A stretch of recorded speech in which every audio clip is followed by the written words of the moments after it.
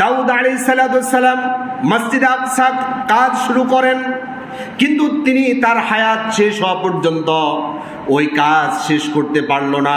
কিছু কাজ করার পর দাউদ আলাইহিস সালাম তিনি ইন্তেকাল করেন।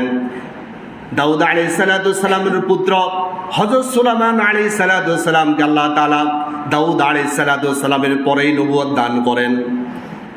হযরত সুলাইমান আলাইহিস সালাম দাউদ আলাইহিস সালামের পুত্র, বাবাও নবী, পুত্রও নবী।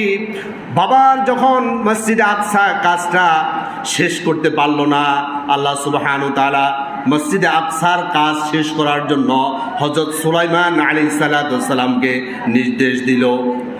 সুলাইমান আলাইহিস সালাম এমন একজন পয়গম্বর ছিল, আল্লাহ সুবহানাহু ওয়া তাআলা গোটা পৃথিবী শাসন করার মতো ক্ষমতা ওনাকে দান করলো।